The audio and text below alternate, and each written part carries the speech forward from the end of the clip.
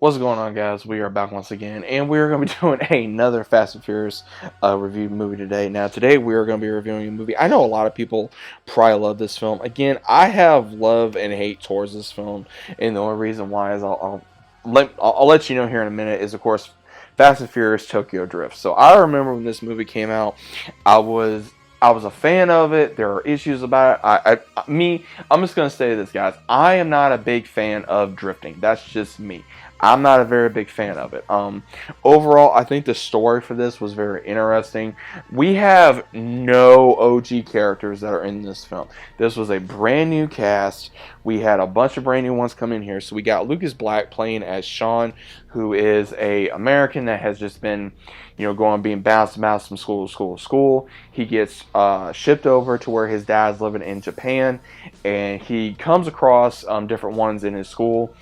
One of them, surprisingly, is Bow Wow, who plays Twinkie, who is a fast-mouthed, smooth-talking cons artist slash in the racing world. And then that's when he meets, of course, Han, who is played by Sung Kang, who is a drifter slash money launderer, along with his partner by the name of DK. Now, DK is the big bad in this. He is as Sean says, he's the Justin Timberlake of Japan, who he basically has everything like Dom had in the beginning. He has this beautiful girl, he has the reputation, he's got a badass car, he's got the money, he's got all this, and he treats everyone around him pretty much like crap.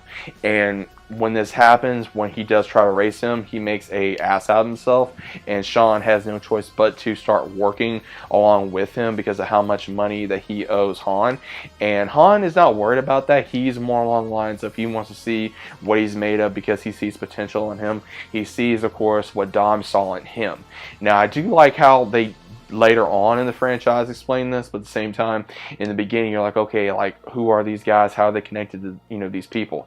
And it's kind of interesting what they do. Now, again, overall, the way that this movie goes is you have pretty much Sean going underneath Han's protection slash mentoring him and learning how to drift, and also everything of that nature. We see even where Twinkie and him become good friends, and him learning different things in Japan, him having the love interest of Neela, where she is DK's girl, but at the same time she has interest in Sean, and then later figures out the reason why Sean and her are so much alike, but at the same time while she is loyal slash underneath the rule of DK as well. Now, we also get to see how there is a criminal organization that does go on in here, and also of where DK has a big problem where he finds out that Han has been doing stuff behind his back, and he goes after him, and supposedly Han dies, and Sean tries to avenge him. And what's really funny is, of course, what we find out in Fast 6 about different things. So I will say, if you guys have not seen that,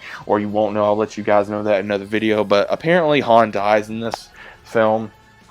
And what happens is Sean avenges him. He takes over as the new DK after battling DK in a race. He does beat him, and then after that occurs, we see where he becomes the new DK. And after the end of the film, we see where someone familiar shows up. We see Vin Diesel show up to challenge the new DK, aka Sean, to a race, and he says, this ain't gonna be a 5-second race. He says, all I got is time.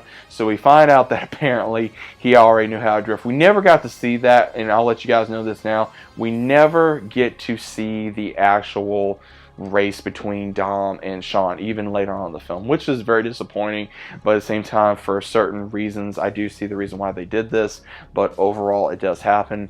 Now, again, this movie is very basic. It's very simple. It does have comedy, has drama, action, adventure, everything that a normal Fast and Furious movie has a beautiful location, has, of course, the very pretty girls, has the badass cars, the shiny look of the cars, has brand new characters, has brand new swag or class to different characters, whether you like them or dislike them. They are in this franchise, and I think that a lot of people, including myself, does forget that later on they do become very, I would say, not different, but valuable to the family later on in the franchise. So overall, however you guys may feel, again, even myself, I like this movie. It's probably not my favorite in the franchise, but still a very good film overall. So if you guys have anything to say about Fast and Furious Tokyo Drift, let me know what you guys think about it down in the comments down below. Leave a like about it if you guys enjoyed. Also, when did this movie come out for you guys? I want to say this came out when I was either in middle school or high school. And again, it came out in 2006, so again, it is an older movie. So a lot of these movies are older, but they still hold up to the day, in my own opinion. A lot of the cars do, a lot of the scenes do, and Fast and Furious just keeps going up and up and up and up and up over after every single franchise slash every single movie that they do. So let me know what you guys think about this down in the comments, and I'll be seeing you, as always, on the next one.